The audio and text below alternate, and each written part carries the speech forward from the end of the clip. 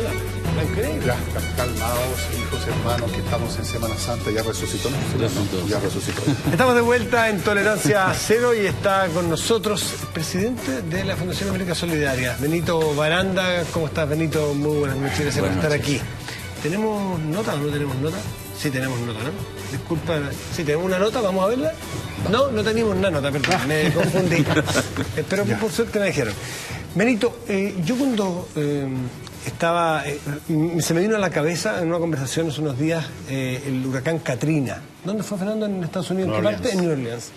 Donde la frase que me quedó de ese momento era que, que este huracán no solamente inundó, mató gente, que se murió ahogada, quedó la escoba, sino que lo que hizo fue levantar una tapa de una cloaca que había, de una pobreza que de Estados Unidos, al menos los que somos más ignorantes de Estados Unidos, otros los conocerán, sabrían, no nos imaginábamos que había. Una pobreza, una indignidad de la vida humana en Estados Unidos, que es la meca de la prosperidad, y qué sé yo.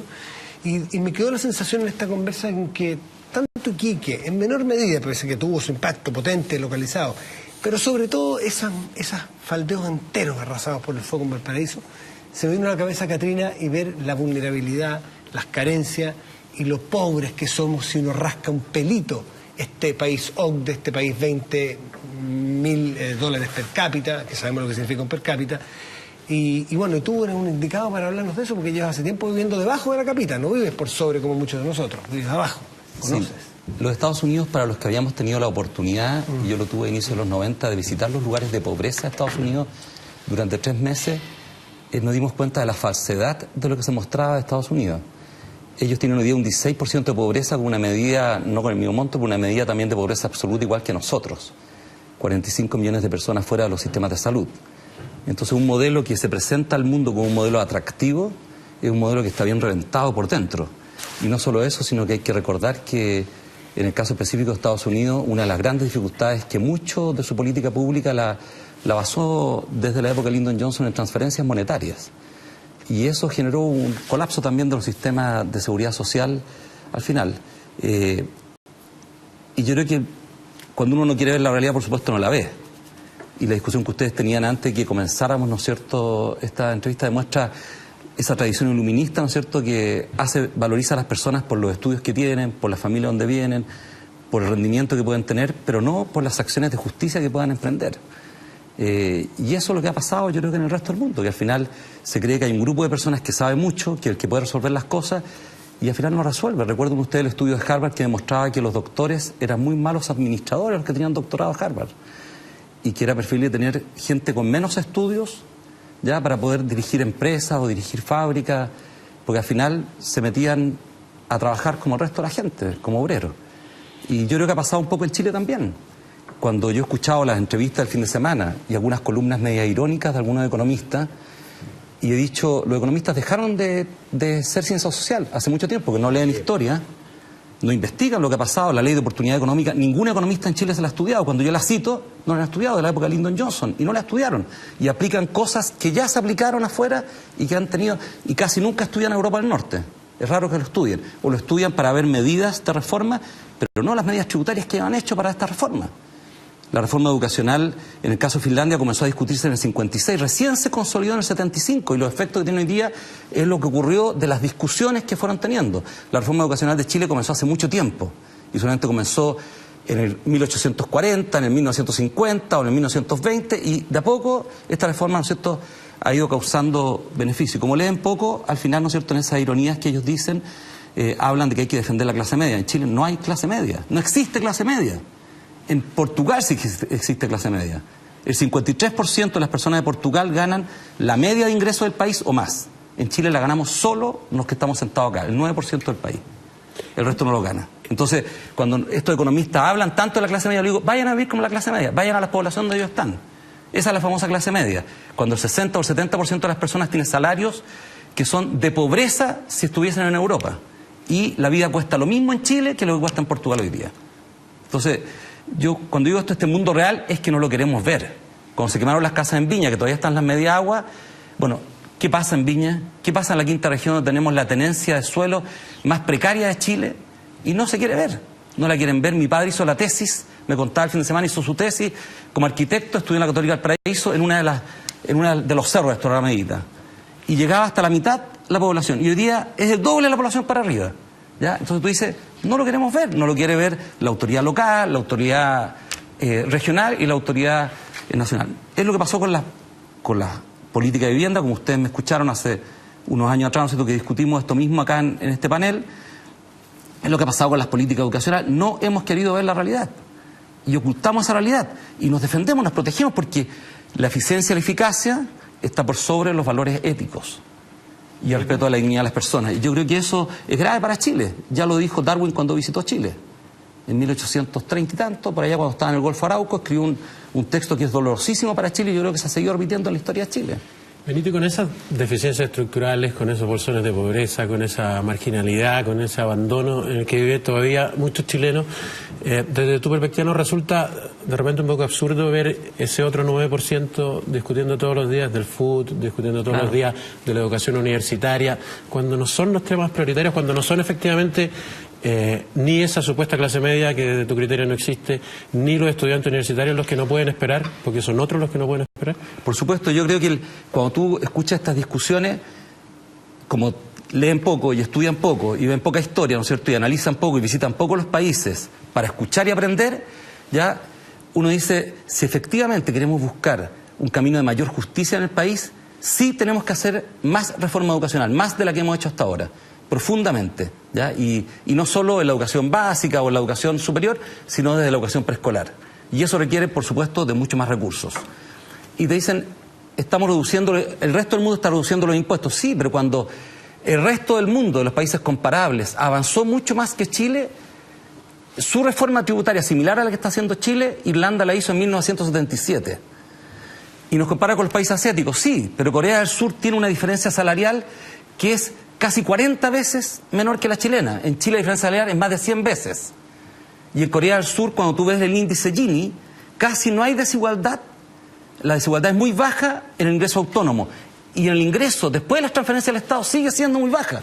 ¿Ya? Queda casi igual, empatada, porque los salarios y la diferencia salarial es muy baja. Bueno, si eso, que es un problema más cultural, ¿no es cierto?, y muy profundo en Chile, que nos ha costado mucho superarlo, tú no rompes eso con una gran reforma que permita efectivamente que las personas puedan desarrollar sus capacidades naturales y acceder a mayores grados de libertad desde la temprana infancia, no lo va a destruir, y nos ha costado mucho. Pero recuerden ustedes cuando se aprobó los 6 años de escolaridad en Chile, porque si uno analiza la historia de Chile, hubo una gran cantidad de parlamentarios que se opuso a 6 años de escolaridad obligatoria. Cuando uno decía, es lo mínimo que puede, y las razones eran impresionantes. Cuando uno lee las razones, yo me dediqué a leer las razones de algunos de los parlamentarios senadores católicos que hablaban contra los 6 años de escolaridad obligatoria, tú decías, están locos, ¿no? ¿Qué razón daban? O sea, perdón, la curiosidad, ¿qué razones daban las más...?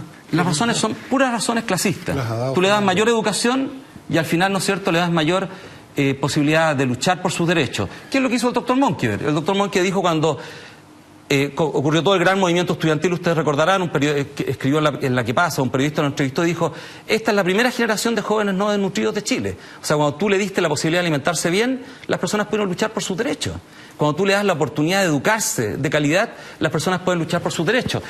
Muchas de las personas que hoy día están discutiendo la reforma educacional, lo que dicen se va a gastar más la plata, llevan a sus hijos a colegios donde gastan 500.000 pesos, 400.000 pesos. Y cuando tú bajas al territorio, ¿cuánto tiene una escuela municipal para poder disponer?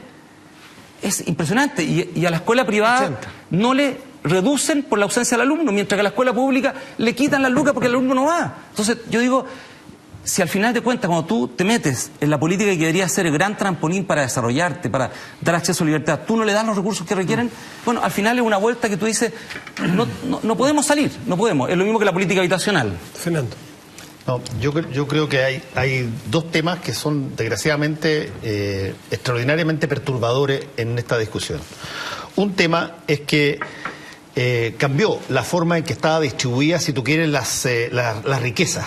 Estaba terminando de leer un libro que ha causado mucha conmoción, que es El Capital en el siglo XXI, de Thomas Piketty, que es un economista francés, que evalúa cómo se ha comportado el tema de la desigualdad a lo largo, desde el año 1890, que están los primeros registros en Francia, y después incorpora varios países hasta el año 2010. Y lo que señala básicamente que está pasando, y lo alerta que está pasando, es que se está produciendo en todos estos grandes países, incluyendo, cita Chile también, está produciéndose un grado de desigualdad tan gigante, pero la desigualdad no solamente tiene que ver con este distanciamiento, sino que se está produciendo lo que él llama una economía patrimonial. La mayor cantidad de separación se está dando porque se hereda más riqueza que la que se construye, llamémosla así. Hay mucha más herencia, es más preponderante la herencia que antes, que la meritocracia, llamémosla así. Y esta situación es extraordinariamente perturbadora, porque tú tienes básicamente al interés compuesto siendo el que regula la vida de todos los países. Y por lo tanto, uno comprende, y ese es mi punto, uno comprende por qué los bancos cuando quiebran en Estados Unidos, en Inglaterra, etcétera, no los pueden dejar caer. Y sin embargo, cuando la empresa, la persona de pyme o de pequeña empresa quiebra, pero no dudan un segundo en tirarle la cadena. Porque el mundo está orientado básicamente sobre la base de la especulación financiera. Y ese es el eje central. Entonces tú quieres hacer una reforma tributaria para que parte esencial de las personas que son beneficiados por esa especulación financiera paguen impuestos, va a causar mucho ruido y va a ser súper jodido y en una de esas trae problemas. Claro, yo no me quiero meter en los elementos de la reforma tributaria porque no soy un experto en ese tema, pero cuando uno se mete en la realidad de la política pública chilena, la escasez de recursos es vergonzosa. Métanse a los hospitales públicos, métanse a las escuelas públicas, ¿no es cierto? Y se les pide mayor eficiencia y eficacia en la acción, pero métanse allí. Bueno, vean los salarios, ya se dijo antes, ¿no es cierto? Una de las personas que ustedes entrevistaron hablaba de los salarios. Métanse en esa realidad, y esa realidad es extremadamente dura en Chile. Y eso, por supuesto, el Estado no dispone de los recursos para poder financiar todo eso. Benito, yo creo que no hay nadie que nos te conteste con los términos con que tú has expuesto la precariedad de este país, cosa que hablamos aquí también antes, y que este es un país que le encanta mentirse a sí mismo desde siempre. Cuando en el siglo XIX recibíamos los europeos las casas con piso de tierra, pero con un piano ahí para impresionarlo, era un chiste, una chacota. Pero eso no quita que hay que tener bastante cuidado con las maneras como se enfoca el desarrollo o el remedio a esta situación, porque hay un viejo dicho, esto de el camino al infierno está tapizado de buenas intenciones. Uno puede tener una gran pasión como tú la tienes y la has manifestado, y mucha gente la tiene, Fernando la tiene, por la justicia, por terminar con las desigualdades, pero si se emplean fórmulas equivocadas, técnicamente hablando, el remedio resulta peor que la enfermedad. Y entonces, cuando se caricaturiza a quienes tienen dudas o presentan objeciones a ciertos puntos o a todos, no basta exorcizarlo diciendo lo que pasa es que están defendiendo a los ricos y son unos canallas que quieren mantenerse como en la época que Andrés Bello decía, ¿para qué quieren estudiar los pobres si van a seguir siendo pobres? Bueno, todo ese discurso es bastante maniqueo. Hay aquí una cuestión también de eficacia técnica, de hacer las cosas bien. Tú decías que no hay que comparar y que los economistas comparan cosas distintas entre sí, y es cierto, pero tú también puedes caer en ese error cuando dices, bueno, en un momento dado no había ni una educación y les dan primaria y eso fue un tremendo cambio, es cierto. Pero no es lo mismo, es mucho más fácil dar educación, por mala incluso que sea alguien que no tenía ninguna, y eso es por necesidad matemática un salto hacia arriba, que agarrar algo que ya está arriba y mejorarlo, ya no es tan sencillo. Entonces ahí hay que entrar a picar en detalle y hay que entrar a ver con cuidado los efectos de las cosas para que no ocurra que vayamos transitando por el camino de las buenas intenciones y nos encontremos con que al final estamos peor que antes. Yo no digo, ni siquiera tengo un punto específico contra la reforma tributaria en este minuto. Digo que no es pecado mortal, ni siquiera venial, el plantear que hay elementos que hay que discutirlos mucho más a fondo y no simplemente ondear la bandera que el programa es así o asá y que el público quiere justicia y que doña Juanita quiere lo demás allá. Yo creo que eso es un camino irresponsable. Bueno, yo opino lo mismo que tú, Fernando, y por eso he dicho que no me voy a meter en la reforma tributaria en sí. La he leído y la he estudiado y no soy economista, entonces no creo que hay que ver todos los flancos de una reforma tributaria.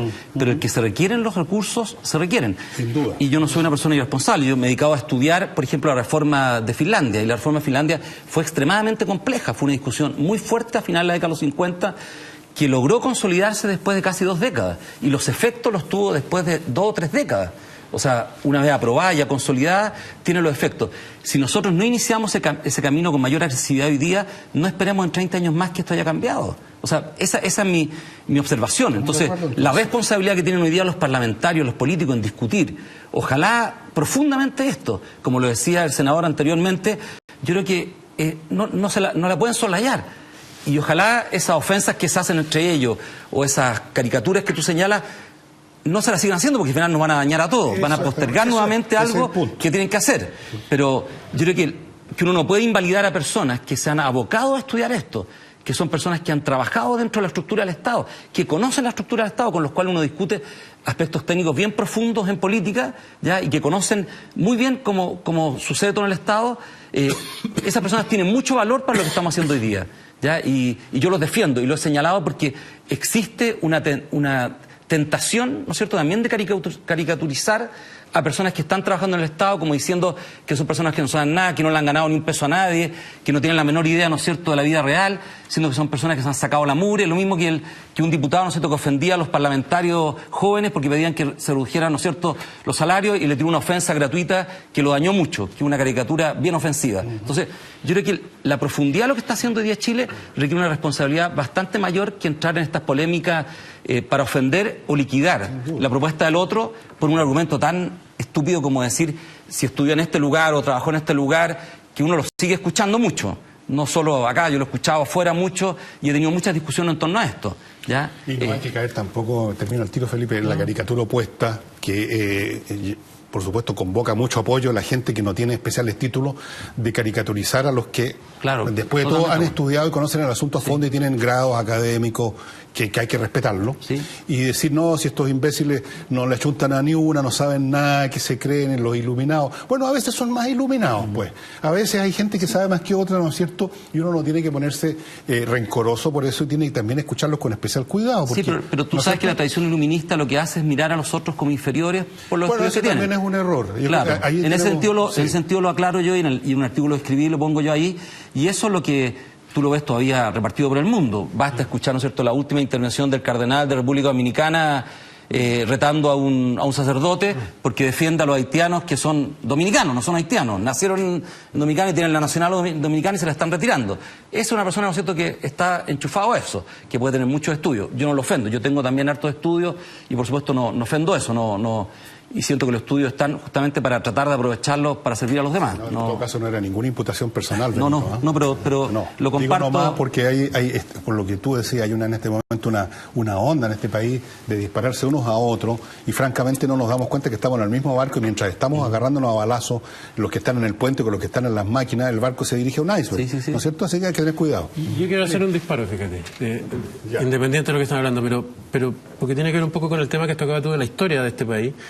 Y tiene que ver un poco con la forma de salir de la desigualdad, que se puede salir desde el Estado, desde los contribuyentes o del tercer sector que de alguna forma representas tú, como se llama este sector de fundaciones que tratan de romper esta historia, digamos, de desigualdad que hay en el país. Y es el tema de la filantropía. Porque revisaba una cifra el otro día que me pareció extremadamente interesante, que, por ejemplo, en Estados Unidos, para seguir con el ejemplo típico, el 2,1% del PIB está entregado por la filantropía, que puede ser individual o corporativa, digamos. En Chile es el 0,2%. Y cuando uno piensa y revisa la historia de este país y piensa en el centenario, por ejemplo, y ve la etapa donde existían los Vicuña Maquena, los Cousiño, que por el centenario pensaban en que para crecer este país tenía que tener bibliotecas, regalaban bibliotecas, que tenía que tener parques, regalaban parques, que tenía que tener museos, regalaban museos. Y a mí me llama muchísimo la atención que para el bicentenario, puedo estar cometiendo una injusticia tremenda, pero no me acuerdo de una obra entregada en filantropía en esta misma lógica. Entonces, tú que trabajas en ese sector, te quiero preguntar cómo ves ese sector chileno que tiene mucho dinero en relación a su idea de lo que debería ser un país más igualitario, porque yo veo en análisis histórico, digamos, que aquí hay una diferencia. Hay una diferencia este Chile de los 200 años con el de los 100 años. Bueno, primero, no conozco tanto lo de los 100 años atrás, entonces, pero de los 200 años comparando, tú hiciste la comparación con Estados Unidos, la cultura de Estados Unidos es distinta, ya en relación a la entrega de esa riqueza. Basta ver algunos de los grandes ricos del mundo, aquí están destinando parte de su riqueza hoy día. Y segundo, como la cultura es distinta, la estructura que ellos armaron desde el punto de vista legal para las donaciones también es distinta. Entonces, claro, es muy difícil. Es muy difícil, y no solo eso, ¿no es cierto? Hay un tema también con la herencia que se está tratando de arreglar y hay una buena discusión en torno a ello. En el caso de Chile, gran parte de las organizaciones sociales que trabajan en operación directa de programa son financiadas por el Estado. Un porcentaje importante de los recursos que manejan gran parte de estas organizaciones provienen del Estado, el 50, el 60 o el 70%. Son subvenciones estatales y el resto de la ciudadanía, ¿ya? También algo así ocurre en otros países. En Estados Unidos también hay muchas organizaciones que tienen un mix de recursos. Yo, la experiencia que tengo en el último tiempo es que mi generación, de las personas que hoy día están a cargo de las empresas, tienen una alta tendencia a trabajar la responsabilidad social y han armado departamentos de responsabilidad social porque se han dado cuenta que si las empresas no son buenos vecinos, no trabajan con la comunidad y no arman un vínculo estrecho con la comunidad, van a perder también en el futuro, ¿ya? Y en el futuro a veces muy cercano, y van a tener grandes dificultades también para vincularse con la comunidad. Y además, el Estado ha depositado en ella una responsabilidad de desarrollo en un territorio que si no lo asumen en plenitud va a ser un gran problema. Y confío en que eso se vaya modificando dentro de la cultura chilena. La cultura, por supuesto, afecta mucho en Chile porque hay mucha gente, desgraciadamente, de mi sector, de la clase alta de Chile, que todavía sigue mirando a los otros de manera peyorativa o discriminadora o prejuiciosa. Un peligro. O siguen diciendo, ¿no es cierto?, que una amenaza a esta calle, ¿no es cierto?, que habla. El otro día escuchaba a una persona que decía, la calle no nos puede mandar, decía un parlamentario. Bueno, si la calle es la que te vota. O sea, es como lo mismo dentro de la iglesia. Si al final tienes que responder a la gente que se vincula contigo, a la gente que vota por ti o a la gente que asiste a tu templo. Entonces tienes que escucharlo, porque si no aprendes a escucharlo, difícilmente vas a poder responder a las necesidades de la comunidad. Entonces yo espero que haya una educación en torno a esto que vaya cambiando. Hiciste mención varias veces en tu locución algo que discutimos nosotros en el corte, y varias veces alusión a cosas que dije yo, que la gente no tiene por qué saberlo en la casa. Y una de ellas que me llama la atención, que creo que no entendiste bien, que lata, porque ustedes no estaban en esa discusión. Pero lo dije también porque han sido discusiones fuera. Yo me llevo a cargo de lo que dije yo, que tú lo criticaste con justa razón o con justo derecho. Cuando yo me refiero a que no es que uno descalifique a personas porque no sepan, es que hagan medidas de áreas que no dominan. Porque la academia, y me refiero a economistas, que arman una reforma, tienen que tener un pie puesto en la economía real, porque lo que se afecta es la economía real, para bien o para mal. No es que no sepan per se, saben un área. Y cuando trabajan en el sector público, por Dios que son importantes para modificaciones que afectan al sector público. Pero lo que claman muchos, por ejemplo, en el caso de la reforma tributaria, de pymes con APYME, decir, y no es que estén diciendo son mejores o peores, somos peores nosotros, usted es mejor. No, somos distintos. Pero lo que usted va a hacer desde la academia o desde el Estado con una política nos va a afectar a muchos de nosotros. Entonces sería bueno que conocieran este mundo. Y que también hay una suerte de burbuja muchas veces en el mundo académico para discutir y para plantear cosas. Y que le afecta al mundo real, y el mundo real a veces no tiene pito que tocar. A eso me refería. Claro, pero lo que ocurre ahí, Matías, que a veces uno conoce una parte de la realidad, una parte de las personas. Si mal no recuerdo, en este panel, no sé si era el mismo panel, hace años atrás, cuando nombraron a la actual presidenta ministra de Defensa, hubo como un poco de ironía en torno a que la nombraban y después se supo que había tenido estudios, ¿no es cierto?, en Estados Unidos y todo. ¿Ya? Entonces, a veces uno no conoce toda la información, no conoce todo lo de la otra persona. Y yo, muchas veces que emito un juicio, me aprieto después los dedos porque me doy cuenta que esa persona sí sabía de lo que estaba hablando. Entonces, yo digo, en relación, hay que tener mucho cuidado porque tú puedes juzgar la medida, pero cuando ya llegas a la persona, yo creo que el riesgo de que uno se equivoque es muy amplio, porque hay mucha subjetividad en ello. Entonces, es mucho mejor discutir la medida y discutir a fondo que esta medida es apropiada o no es apropiada. En ese sentido lo digo, no quiero entrar, y lo puse porque lo he escuchado afuera, no solo porque lo escuché hoy día acá en esta mínima conversación previa, sino como lo he escuchado afuera, digo, pero aboquémonos a discutir las medidas. ¿Por qué nos metemos a ofender o a evaluar a las personas? Ese es el sentido. Yo he tenido me he equivocado tantas veces en torno a eso que justamente lo señalo por él. Benito, yo te quiero tocar un tema que de alguna forma lo hemos mencionado durante todo el programa en distintas instancias y que tiene que ver con los costos de hacer medidas,